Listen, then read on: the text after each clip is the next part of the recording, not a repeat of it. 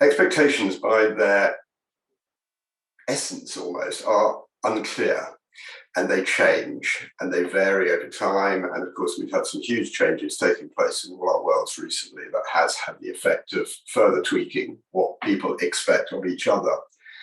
I think that's the other thing to say about expectations, is that they are mutual. In a perfect world, checking out on and managing and attending to expectations should be a two-way street, i.e. both the leader, the boss, and the employer need to play their part in it.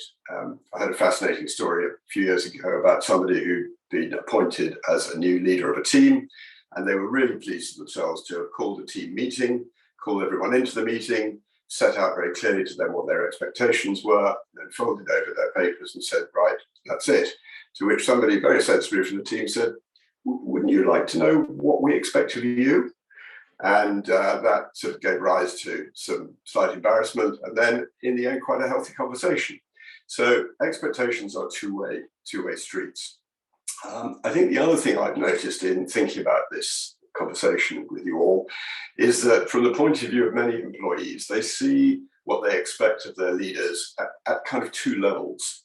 There is the figurehead boss, what I might call the chair, the managing partner, whoever it is, and the scene setting, the vision setting, the sort of waving the flag from the top of the hill, if you like, type of leadership.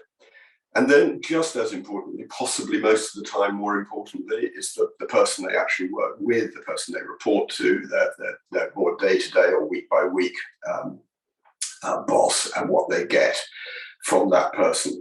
But particularly in that latter case, there's regularity of checking out, and it fits in, of course, so clearly with Richard's idea of these sessions, which is, retune, have a pit stop, stop and think, look at whether the tires are full and the petrol tank's got enough in it, and then rush back out onto the track, the race, as it were, of delivering work, as I see it. So you need to stop and look at this quite regularly.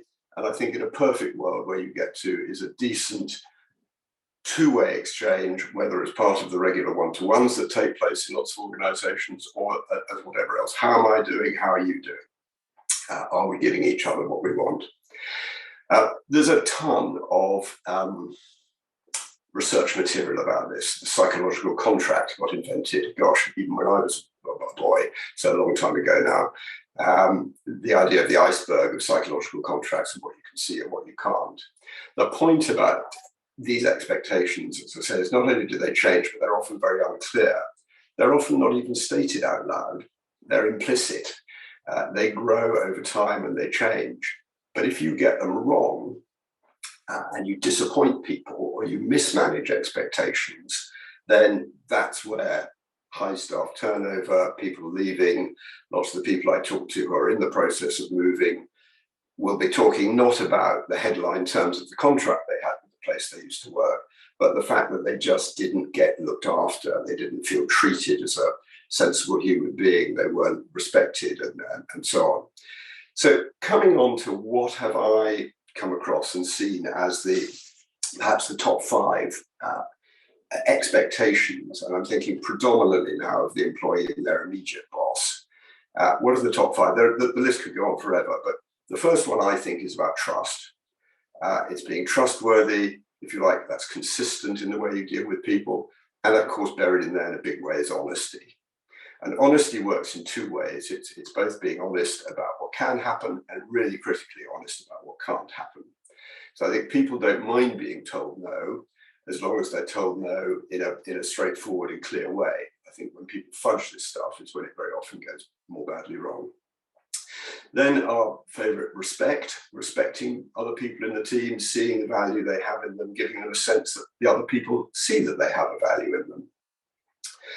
There's a big piece around providing feedback, development opportunities, particularly I think amongst younger people earlier in their careers. They want to learn, they want to grow, they want to change, they want the opportunity to progress. There's another really important area which I've called accessibility, which the flip side of which I think is not hiding. The boss that you can get hold of, that you can talk to when you need, and actually is around and a bit available, hugely valued by comparison with the one who ducks his bit. And the last one, which I think is a relatively recent addition to the list, is I'm going to call kindness. And I just think it wraps up a whole lot of things around empathy, some of the things that we've already talked about, but just thinking about people as people. There was somebody I worked with recently who reckoned that their career in their firm had been severely limited over a long period because on one occasion, many years ago, they'd said, I'm sorry, I need to go home to bath my children because my wife's ill, my mother-in-law's fallen downstairs, all our usual systems are out of place. I need to do it. I'll be back in touch with everybody in 2 hours' time. And that got brought up year after year after year in his sort of promotion discussions and possibility of further advancement.